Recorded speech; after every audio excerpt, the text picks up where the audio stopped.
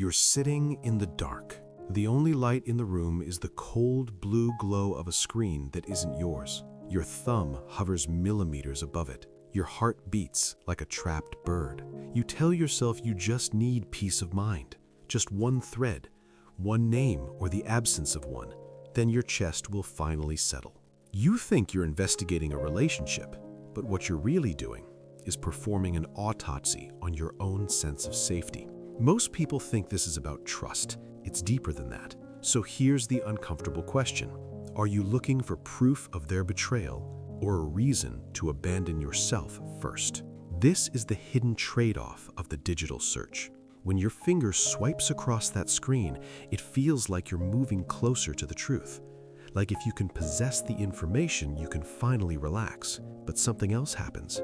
You don't close the distance, you collapse the bridge. Real intimacy requires the unknown. It requires space filled with faith. The moment you bypass that space and go straight to the source code, the bridge falls. Maybe you find nothing. Maybe you find something. Either way, something breaks. You gain certainty, but you lose the ability to be seen. You turn them into a subject of study and yourself into a ghost. Here's the trap most people miss. The peace of mind you get has a short half-life. You look and you don't find what you feared. You breathe again for about 10 minutes. Then the next thought comes. Maybe I didn't look deep enough. Maybe there's a deleted folder. Maybe there's another account. This is where it becomes clear. Information can't fix an identity-level insecurity.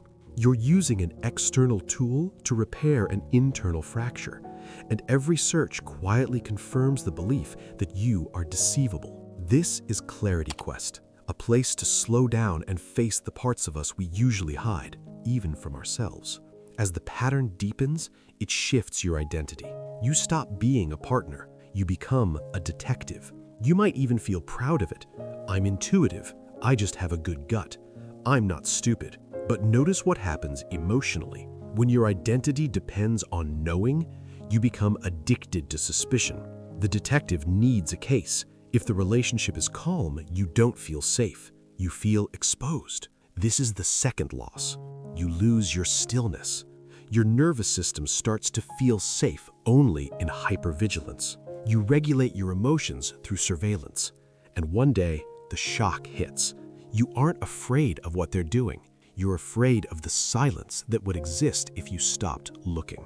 You use their phone as a mirror so you don't have to face the emptiness in your own reflection. So why does a rational, loving person become a midnight thief of privacy? Here's the reframe. This isn't who you are.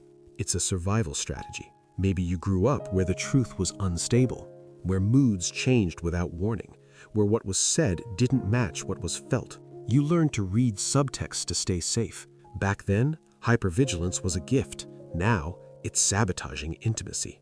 You're applying a childhood survival tool to an adult relationship that requires trust. You're treating your partner like the unpredictable environment of your past. And in doing so, you guarantee you never feel safe. You're still that child, searching for the one piece of information that will finally stop the ground from shaking. Zoom out. This is the third loss. You lose your future self. Constant surveillance traps you in yesterday and tomorrow. You scroll through old messages to prevent future abandonment. You are never fully in the room. 5 years from now, you see a version of yourself whose trust has atrophied. A relationship turned into a cold war of passwords and quiet suspicion. Even if they're faithful, you've already made them a prisoner of your fear. And eventually, prisoners behave like prisoners. They hide things not because they're guilty, but because they're exhausted. Their withdrawal proves your suspicion. The cycle closes. You manifest the abandonment you feared. The truth is, it was never really about them. It's about your inability to survive the unknown. When you try to kill the mystery of another person, you also kill attraction, spark, connection. You trade the risk of love for the security of a cage. So we return to the question, are you looking for proof of betrayal or permission to abandon yourself? If you find evidence, it hurts, but it confirms the old story. I'm not enough. People leave. There's a strange comfort in being right about your own unlovable. But if you find nothing, you're left with something far more terrifying. You might actually be worthy of love, and then you have no excuse to keep running. The solution isn't willpower. It's not just putting the phone in another room. It's reclaiming your right to not know everything, choosing to stay in uncertainty. Your safety is not in their inbox. It's in your ability to survive whatever the truth is. If they betray you, you will handle it. You have handled hard things before. But if you betray yourself by living in constant suspicion, you slowly disappear. True strength isn't the ability to catch a lie. It's the courage to remain open without policing reality, choosing presence over prediction, connection over control. You are not a detective. You are not a ghost. You are a person learning how to stay.